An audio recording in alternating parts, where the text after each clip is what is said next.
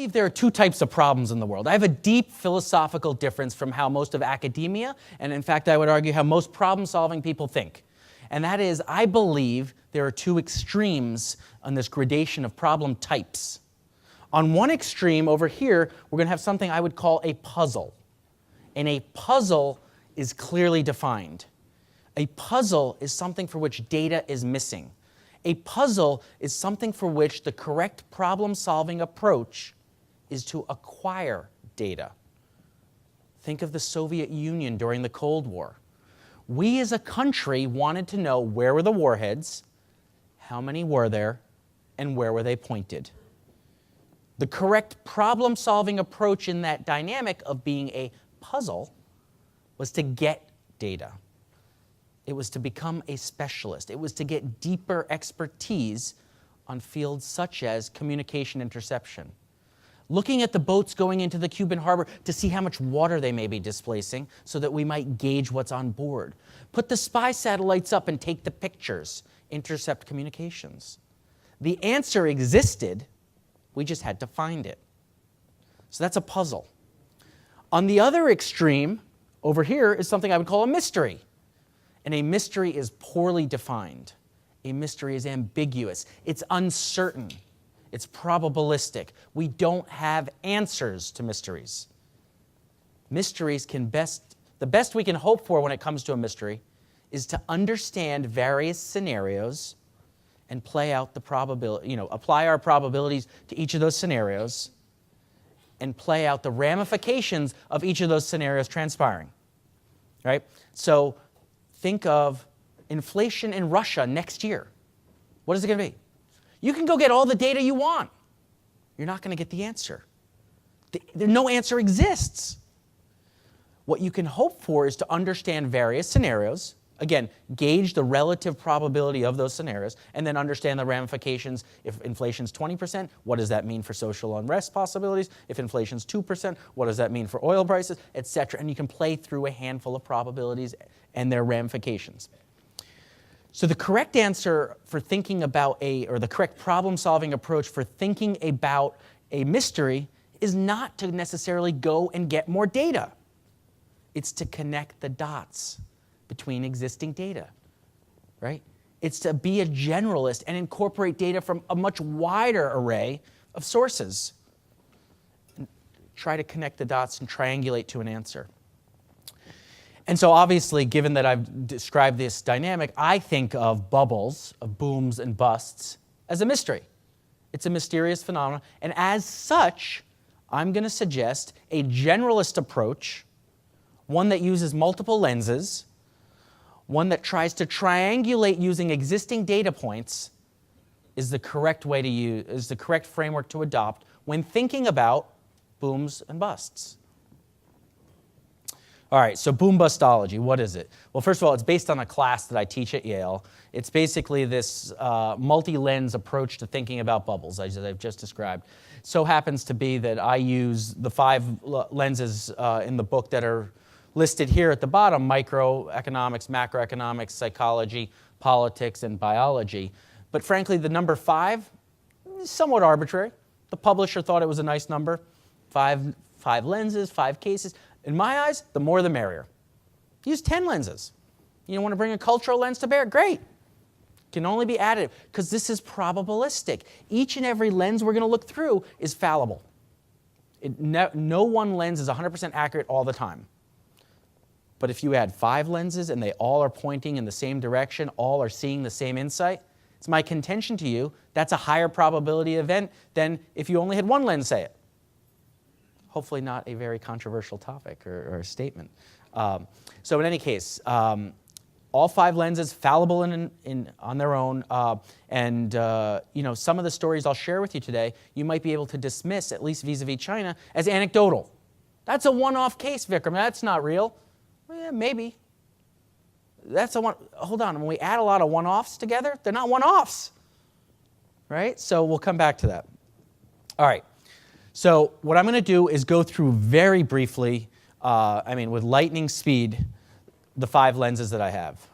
And in particular, given the limited time we have here, I'm going to focus on one particular insight from each of those lenses that we're going to focus on for the study of booms and busts.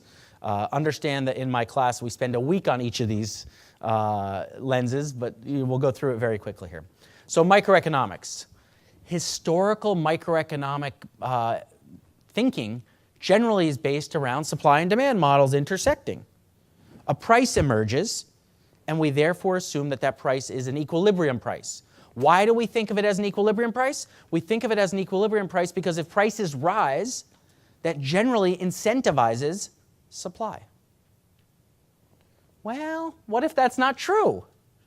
What happens if higher prices result in more demand, which results in higher prices, which result in more demand? You've got a dynamic that George Soros would call reflexive, or reflexivity underway, right? And that's very different. And so the only insight I want you to pay attention to through this microeconomic lens is, are prices tending towards or away from an equilibrium? Do we have a reflexive dynamic underway, or do we have an efficiency dynamic underway? And so a very simplistic visual is sort of a bowl with a ball in it. Is the bowl right side up or upside down? If the bowl is right side up, the ball will find a stable home. If the bowl is upside down, the ball is going to go off one edge and it isn't going to stop. And so that's microeconomics. Don't you wish your micro class was that simple? The CFA curriculum on micro is probably a little more complex, I assume. All right, macroeconomics. When I talk about macroeconomics, I'm going to talk very specifically about credit. There's a lot of macroeconomic variables one can think about. There's a lot of macroeconomic considerations that are pertinent.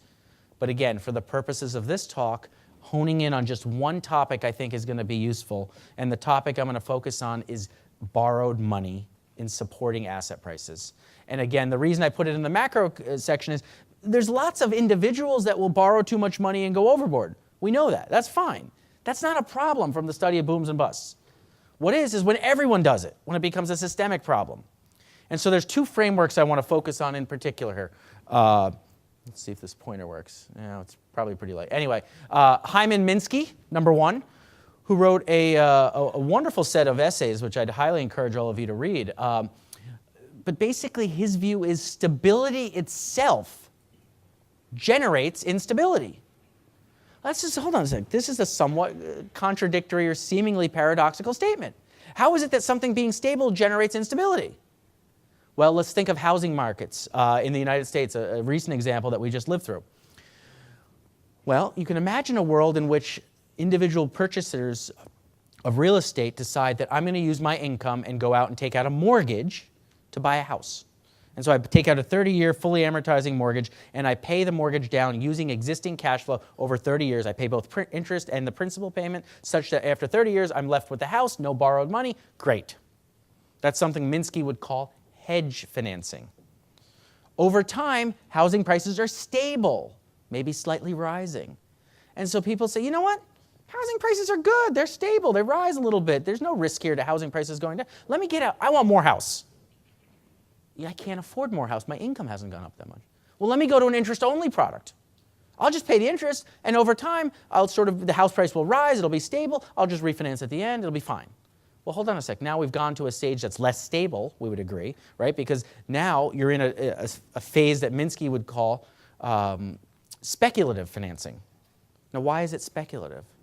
It's speculative because there is an assumption that a refinancing market exists at the time of your maturity, when the loan matures.